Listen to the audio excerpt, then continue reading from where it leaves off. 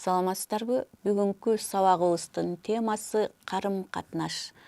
Карым-катнаш жөнүндө түшүнүк.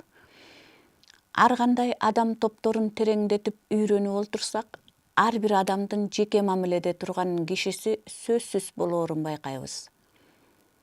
Ал ымалалаш адамдар өз ара биргелешип, кичинекей группаларды түзүшөт. Мындай чакан жаамаатты аларга мүнөздүү болгон кандайдыр бир жалпы касиеттер бириктирип турат. Ошону менен бирге чакан жамааттагы адамдардын ар биринин психикасынын өнүгүүсүнө, жетишкендигине, жалпы иштеринин алга жылышына өз таасирин тийгизип турат. Демек, микрогруппалар чоң коллективге караганда личность үчүн өтө маанилүү. Ушул себептен психологдор личность болуп туулбайт, башка адамдар менен карым-катнашта туруу менен личносттик касиеттерге ээ болот деген. Карым-катнашка болгон муктаждык эрте жаштан башталат. Бала өзүнүн биринчи жашоо күнүнөн тартып көңүл бурууга, ак ниет мамилеге муктаж болот. Эс тарткан сайын чоң кишилер менен ортоктошууга, алардын колдонуусуна көз артат. Психологиялык изилдөөлөргө караганда, бала эрте жашта эмоционалдык контакттан ажыраса, личносттик тескери өзгөрүүгө туш болоору далилденген. Эгер чоң кишилер бөбөк менен туулгандан баштап карым-катнашты үзсө, бул анын психикасына тескери таасирин тийгизип, бала психикалык жактан нормалдуу өнүкпөйт. Ошондой эле эгиз балдар туулгандан баштап өздөрү менен өздөрү калса, башка балдар менен мамилелешпесе, алардын кептери, өз ара кептери өнүкпөй калары практикада далилденген. Кыскасы, адам эч качан өзү жалгыз болбостон, эл ичинде болуп, өзүнө кайдыгер эместигин психологдор экспериментте далилдеп келишкен. Ар бир адам өзү көксөгөн, көңүлүнө төп келген максатташ адамдарга жакындоого аракеттенет. Ал коллективде гана жашайт. Ал эми коллектив адам коомунда гана өнүгө тургандыгын коомдук илимдер далилдеп турушат. Коллектив ичинде биринчиден адам өзү өзгөрөт, экинчиден анын чөйрөсүндөгү кишилерге карата реакциясы, сезими, ою жана бет мимикасы өзгөчө абалда болот. Үчүнчүдөн, адамда өзгөчө психологиялык феномен, личносттик сапат пайда болуп, бул феномен коллективде гана калыптанат. 20 кылымдын башында германиялык окумуштуу Меде 12 жаштан 14 жаштагы өспүрүм балдар менен эксперимент жүргүзгөн. Экспериментте өспүрүмдөрдүн жалгыз, жанында бейтааныш бала жана досу турган учурларда электр тогуна болгон чыдамдуулугун аныктоо максаты коюлган. Токтун күчү өспүрүм чыдаганга чейин көбөйтүлүп, ал чыдабай калганда өчүрүлгөн. Эксперимент 3 этапта өткөрүлгөн. Биринчи этапта эксперимент өспүрүмдүн жанына башка балдарды кошпой, өзүнө жалгыз жүргүзүлүп, ар бир баланын электр тогуна болгон чыдоо чеги аныкталган. Ал эми экинчи этапта өспүрүмдүн жанына тааныш эмес бала отурган. Мында өспүрүмдүн токко болгон чыдамдуулугу 13%ке жогорулаган. Ал эми үчүнчү бөлүгүндө жанында жакын досу отурганда электр тогуна болгон чыдамдуулук 31%ке жогорулаган. Бул эксперименттен адам өзүн курчап турган тааныш же бейтааныш, жакын же жат адамдарга кайдыгер эместиги, алар менен түзгөн мамилеге муктаж экендиги далилденген. Адам башка адамдар менен мамиледе болгондо өзүн аларга салыштырат. Алардай болууга же алардан озуп кетүүгө аракет жасайт. Ошондой эле бул байланыш адамдын өзүн өзү түшүнүүсүн, өзүн өзү таануусун, сындоосун же өзүнүн адамдык сапатын сактоого, коргоого мүмкүндүк берет. Адам личность катары чоң коллективде майда группаларда калыптанат. Мындай группаларда мамилелердин түрлүү спектрлери объективдүү жашайт. Мамиленин түрлөрү иш-аракетке, адамдардын ортосундагы жакындыкка, кырдаалга, коом койгон талаптарга, саясатка жана башка факторлорго жараша болот. Мамилелер бир жагынан жеке адамга жана группага өз таасирин тийгизет. Экинчи жагынан адам ал мамилелерди өзгөртүүгө же иш-аракеттин түрүн талап кылган мамилелерди түзүүгө аракеттенет. Коомдук мамиле менен карым-катнаштын ортосундагы жалпылыктар жана айырмачылыктар. Коомдук мамиле конкреттүү социалдык ролдордун, социалдык группалардын жана алардын өкүлдөрү болгон индивиддердин ортосунда пайда болот. Коомдук мамиленин негизинде материалдык, өндүрүштүк, саясий жана идеологиялык керектиктер жашайт. Коомдук мамиле личносттордун ортосундагы мамилеге, жүрүм-турум үлгүсүнө, конкреттүү индивиддин аң сезимине, анын жүрүм-турумуна көз каранды болбойт. Личносттук мүнөзгө ээ эмес. Коомдук мамиленин субъектисин индивиддер эмес, коом, анын социалдык топтору, таптары жана этникалык жалпылыктардын мамилелери түзөт. Карым-катнаш коомдук мамилеге караганда тар, конкреттүү түшүнүк. Ал коомдук мамиленин конкреттүүлүгүнөн личносттук мамиленин формасынан түздөн түз байкалып, сезилип реалдашуусу дейбиз. Коомдук мамиле өз ара мамилесинин процессинин мазмунун түзсө, карым-катнаш анын индивидуалдуу формасын түшүндүрүп турат. Коомдук жана личносттук мамилелердин мааниси карым-катнашта ачылат. Карым-катнаш адамдык мамилелердин чындыкка айланышын туюндурган түшүнүк. Ал адамдарды жылуулукка, тамакка, активдүүлүккө, коопсуздукка болгон умтулууларына окшогон өзгөчө бир керектөө. Карым-катнаш иш-аракеттин ийгиликтүү аткарылышына, аны аткарууга катышкан субъектилердин индивидуалдуулугунун көрүнүшүнө, психикалык процесстеринин оптималдуу жүрүшүнө шарт болот. Карым-катнаштын табияты. Рубинштейн, Ломовдун, ошондой эле дагы башка бир окумуштуулардын эмгектеринде изилденген. Алар карым-катнашты билдирүү, ой, кайгы берүү, ички сезимди алмашуу, өз ара аракеттенүү, же болбосо өз ара таасир этүү, өз ара түшүнүү, өз ара мамилелешүү жана башка ушул сыяктуу кубулуштар катары мүнөздөшкөн. Келтирилген пикирлерди жалпылап, карым-катнаштын маңызын личность менен коллективдин, личность менен кандайдыр бир иш-аракеттин ортосунда пайда болгон кабарлардын мазмуну түзөрүн байкоо кыйын. Карым-катнаштын структуралары. Карым-катнаштын структурасын атоодо окумуштуулар арасында ар түрдүү терминдер колдонулганы менен маселенин маңызын түшүнүүдө алардын ортосунда көп айырмачылыктар жок. Карым-катнаштын структурасын коммуникация, интерактивдүүлүк жана перцепция түзөт.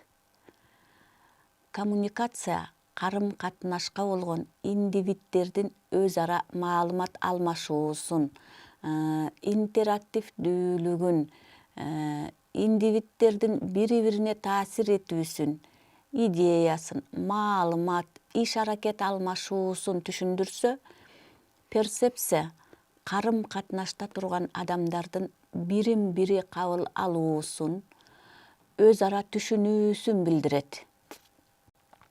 Аталган психологиялык кубулуштардын ар бири өзүнчө ички өзгөчөлүктөргө, структураларга, жашоо талаасына ээ. Коммуникация жана анын структурасы, коммуникация латын сөзү, бизче ортомчулук, байланыштырам же пикирлешем деген маанини берет. Коммуникация тилдин жана белгинин жардамы менен маалыматтарды берүүнү, пикир алмашууну билдирет. Субъектилердин ортосундагы коммуникация процесси негизинен вербалдык, ошондой эле вербалдык эмес жолдор менен ишке ашат. Вербалдык коммуникация, вербал, латын сөзү, кыргызча кеп, сөз дегенди билдирет. Коммуникацияда белгилик система катары кеп колдонулат. Кеп коммуникациянын универсалдуу каражаты. Тил карым-катнаш жүргүзгөн адамдардын ортосундагы коммуникацияны камсыз кылган курал. Информация берүүчү адам максатка ылайык сөздөрдү, сөз тизмектерин тандап, тилдик талаптарга салып, чечмелеп, керектүү адамдарга багыттайт. Кабыл алган адам информацияны чечмелеп, түшүнүп, ошого жараша өзүнүн жүрүм-турумун өзгөртөт. Коммуникатор бул информация берүүчү адам дейбиз. Ошондой эле реципиент бул кабыл алуучу адам дейбиз. Жалпы иш-аракети максатты жүзөөгө ашыруу үчүн экөө тең түшүнүктүү тилде сүйлөшүү керек. Эгер биринин берген информациясын экинчиси толук түшүнбөсө, өз ара түшүнүү, таасир этүү бузулат, иш максатына жетпей калат. Берилүүчү информация коммуникаторго белгилүү кепте, бир белгилерде гана түшүнүктөр болуп, информация берилет. Ошондон баштап коммуникаторлордун ортосундагы маалымат процесси жүрөт.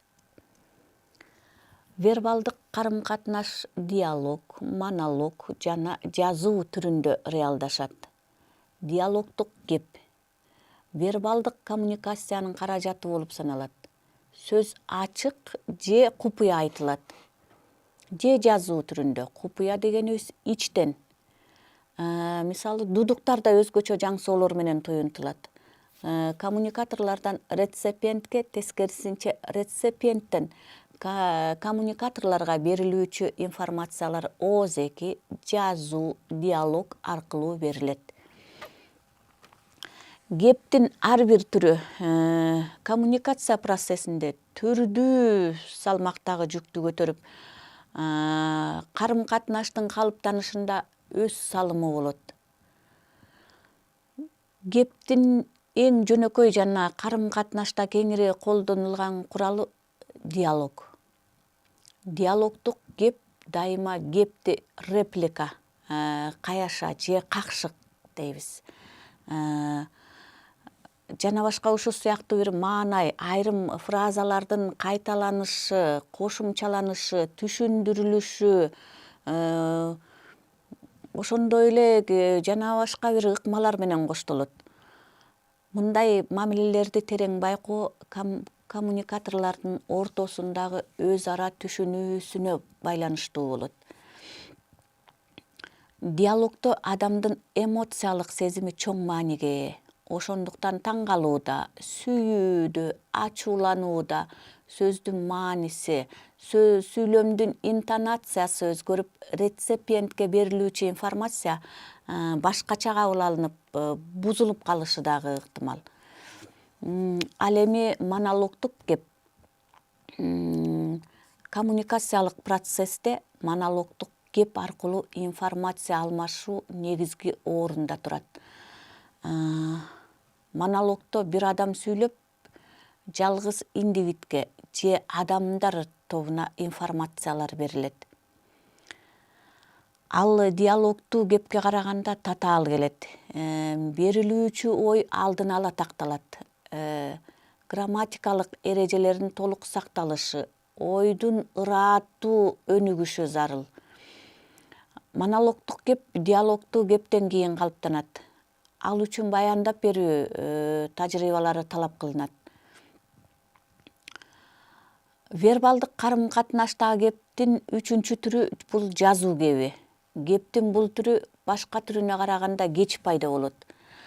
Вербалдык эмес карым-катнаш. Вербалдык эмес карым-катнашта тилдин ордуна биринчиден оптикалык, андан кинетикалык белги системасы колдонулат.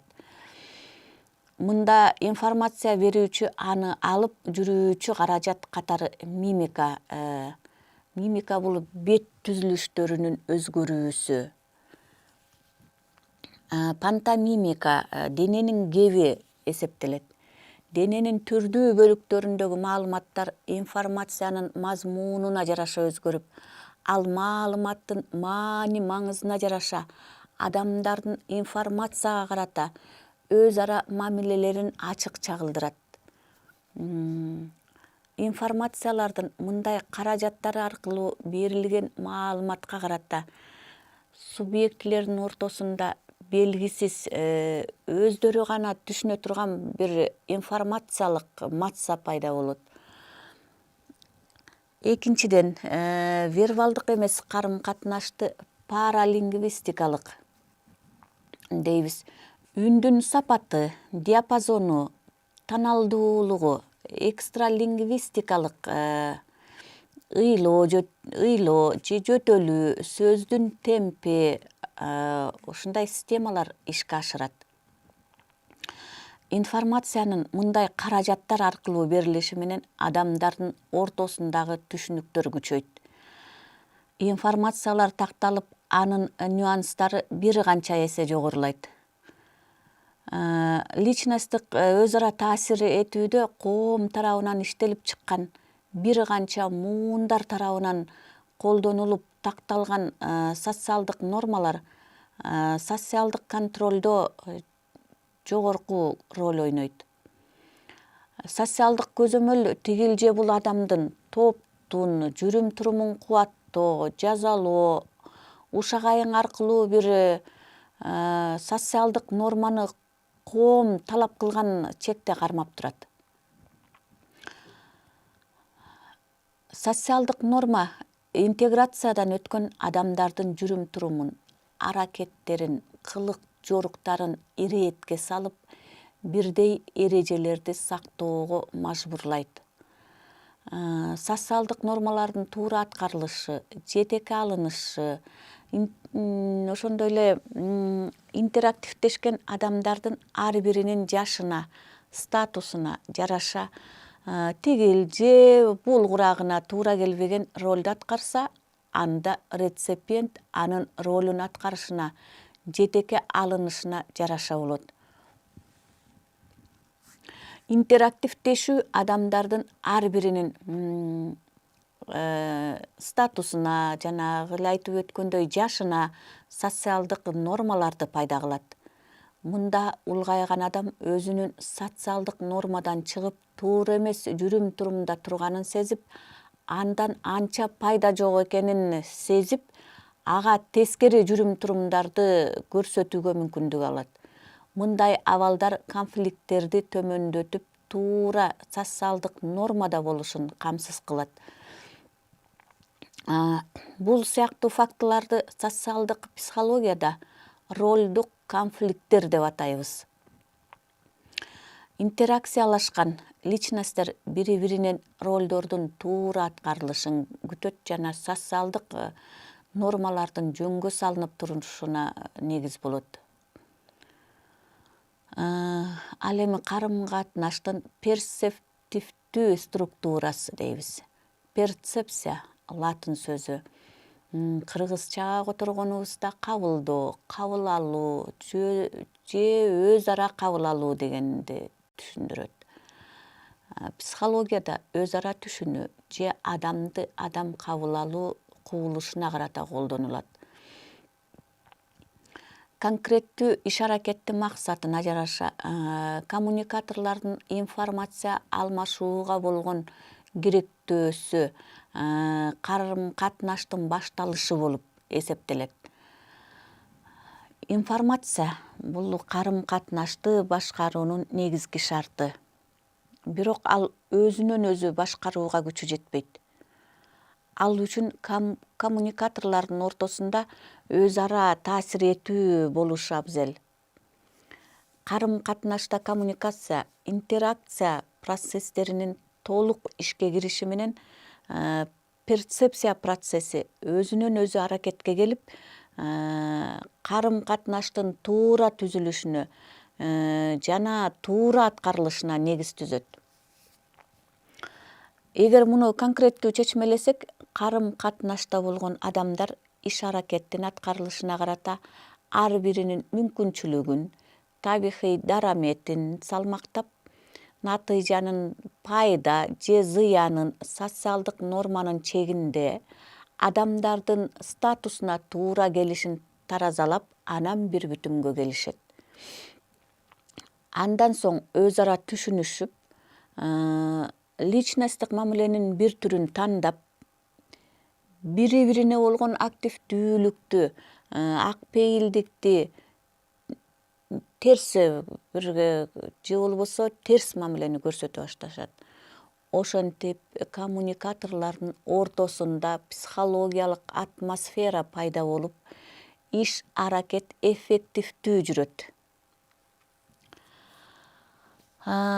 Личносттер аралык коомдук мамиледе жеке индивид личность жөнүндө сөз болбогону менен анын маңызында личносттук мамилелер жатат. Коомдук мамилелер системасында личносттер аралык мамиле объективдүү жашайт.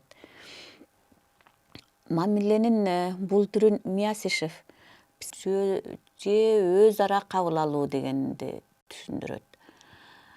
Психологияда өз ара түшүнүү же адамды адам кабыл алуу кубулушуна карата колдонулат. Конкреттүү иш-аракеттин максатына жараша коммуникаторлордун информация алмашууга болгон керектөөсү карым-катнаштын башталышы болуп эсептелет. Информация бул карым-катнашты башкаруунун негизги шарты. Бирок ал өзүнөн өзү башкарууга күчү жетпейт. Ал үчүн коммуникаторлордун ортосунда өз ара таасир этүү болушу абзел. Карым-катнашта коммуникация, интеракция процесстеринин толук ишке кириши менен перцепция процесси өзүнөн өзү аракетке келип, карым-катнаштын туура түзүлүшүнө жана туура аткарылышына негиз түзөт. Эгер муну конкреттүү чечмелесек, карым-катнашта болгон адамдар иш-аракеттин аткарылышына карата ар биринин мүмкүнчүлүгүн, табигый дараметин салмактап, натыйжанын пайда же зыянын социалдык норманын чегинде адамдардын статусуна туура келишин таразалап, анан бир бүтүмгө келишет. Андан соң өз ара түшүнүшүп, личносттук мамиленин бир түрүн тандап, бири-бирине болгон активдүүлүктү, ак пейилдикти, терс бирге же болбосо терс мамилени көрсөтө башташат. Ошентип коммуникаторлордун ортосунда психологиялык атмосфера пайда болуп, иш-аракет эффективдүү жүрөт. Личносттер аралык коомдук мамиледе жеке индивид личность жөнүндө сөз болбогону менен анын маңызында личносттук мамилелер жатат. Коомдук мамилелер системасында личносттер аралык мамиле объективдүү жашайт. Мамиленин бул түрүн Миясишев психологиялык мамиле деп атаган.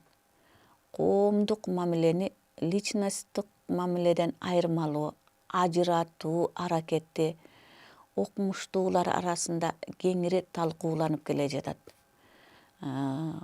Коомдук мамиле бардык мамилелердин көрүнүшү. Личностдук мамиледе анын бир көрүнүшү адамдардын саясий, идеологиялык, диндик көз караштарынын ачыкка чыгуу формалары. Ошондуктан личностдук мамилени коомдук мамиленин сыртында же жанында жашайт дебестен, анын катарында туруучу өзгөчө бир феномен деп кароого болот. Личносттер аралык мамилени адатта тигил же бул группалардын психологиялык климаты катары эсептешет. Ал дээрлик ички интуитивдик жекече сезимдин негизинде конкреттүү адам менен карым-катнаш жасаганда иш-аракет процессинде пайда болот жана аффект, эмоция, сезим сыяктуу психикалык абалдарды туудурат. Демек, личностдук мамиле адамдардын бири-бирине болгон жакындыгы, биргелешип иштөөгө умтулуусу гана болбостон, тескерисинче өз ара бири-бирин жактырбоосу, алыстоосу, чоочулашы, бири-бири менен иштөөнү каалабашы. Ал эми иштиктүү мамиле субъект менен объекттин ортосундагы карым-катнаш кандайдыр бир окуу, идея, пикирдин натыйжасында пайда болот. Карым-катнаш мамилелердин сырткы каркасы болбостон, анын конкреттүү көрүнүшүнүн жана туура жүрүп жатышын көрсөтүү үчүн белгиси болуп, иштиктүү мамиле эсептелет.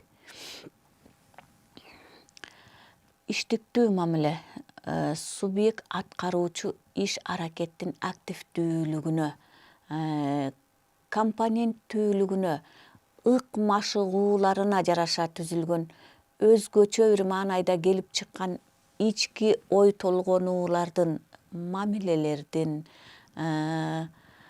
кызыгуулардын айкалышынан пайда болот.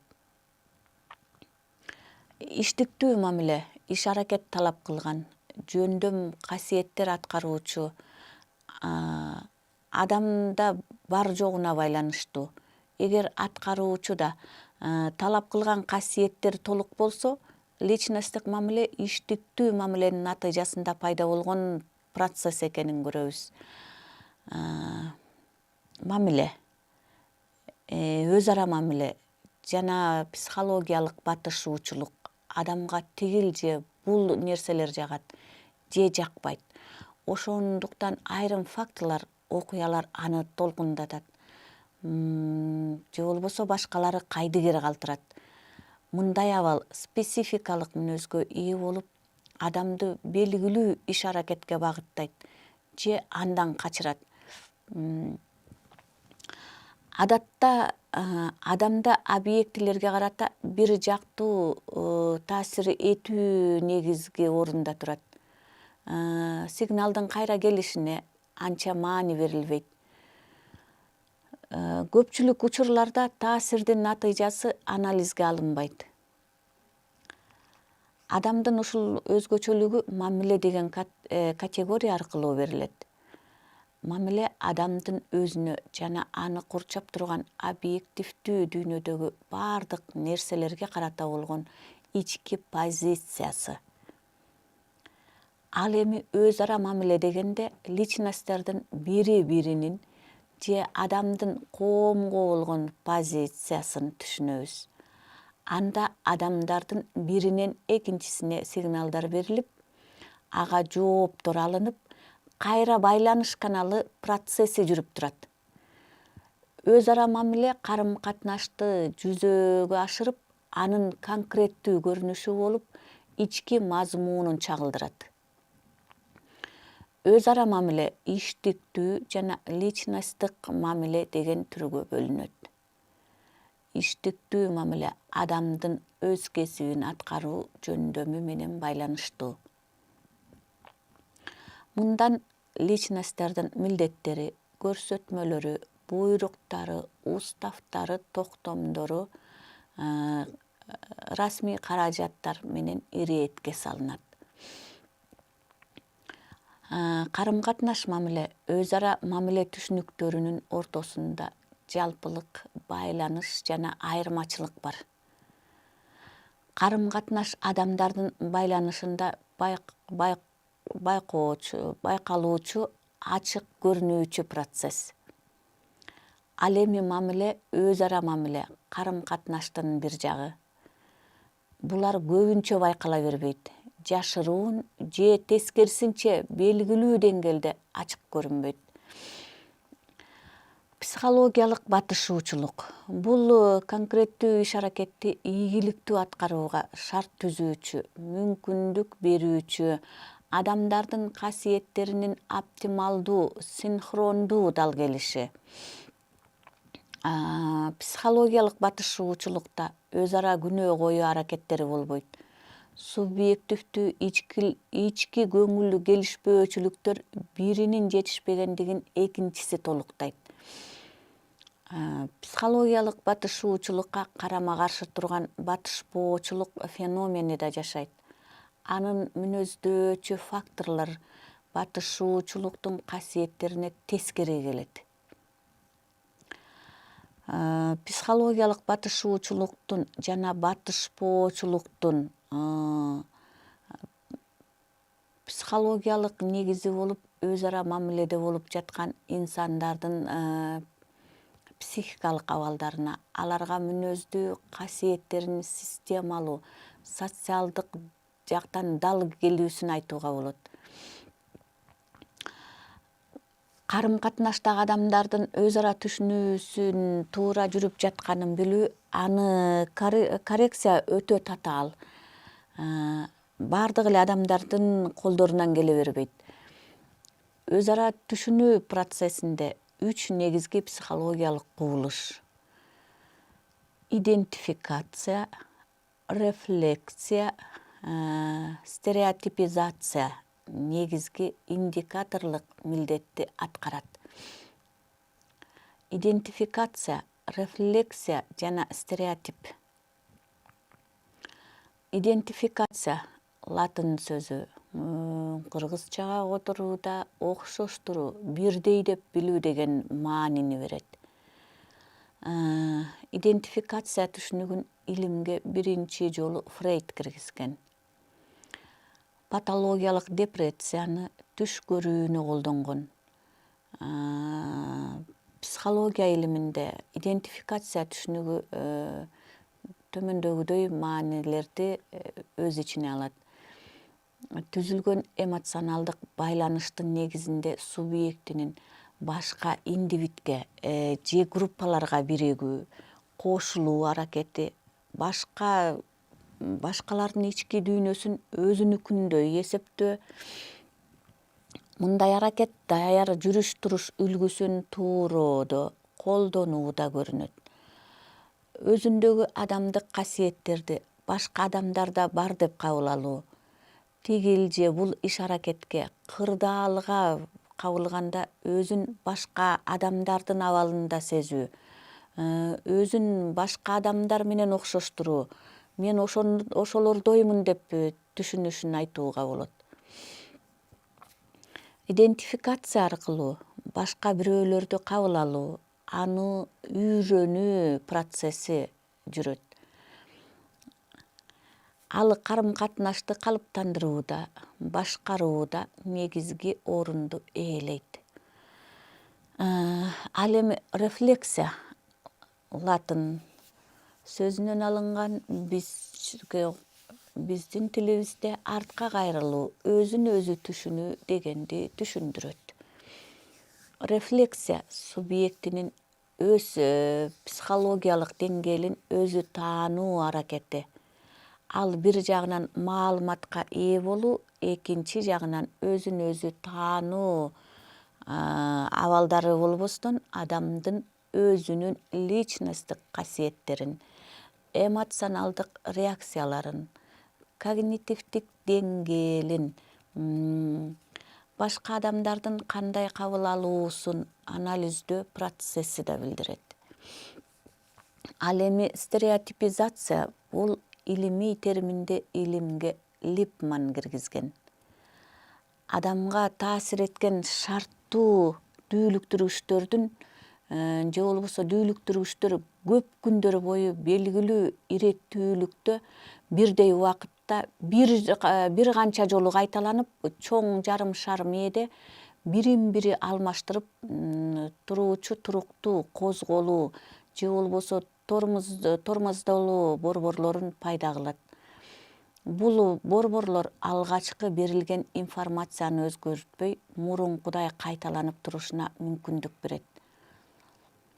Динамикалык стереотипти пайда кылат. Стереотип группадагы адамдардын мүмкүнчүлүктөрүн жеткиликтүү үйрөнбөй туруп, өзүнө өнөкөт болуп калган кандайдыр бир касиетти аларга таңуулоо аракети болуп эсептелет. Стереотипте адам социалдык объектилердин чоо жайын терең үйрөнбөстөн, элестетүүнүн негизинде гана схемалуу жөнөкөйлөтүп, жалпы түрдө көз алдыга келтирүү менен эффективдүү жасалма реалдуу эмес боекто кабыл алат. Мындай учурда информация өзүнүн чыныгы булагынан алынбай, башка булактардан текшерилбестен алынат же ойлонулбай керексиз эле бир жерлерде колдонулат. Натыйжада личносттордун ортосундагы мамиленин туура эмес калыптанышына түрткү берет. Субъектинин же объектини туура таанышына, өз ара таасир этүүгө, информация алмашууга тоскоолдук кылат. Мисалы, жогорку окуу жайларда же мектепте көп жыл иштеген мугалим качандыр бир өзүнүн практикасында колдонгон педагогикалык тажрыйбасын өзүнө биринчи туш келген жаңы бир объектиге таңуулашы. Стереотиптик кабыл алуу көбүнчө личносттордун ортосундагы карым-катнаштагы социалдык установканын биринчи эффектисинин пайда болушуна алып келет.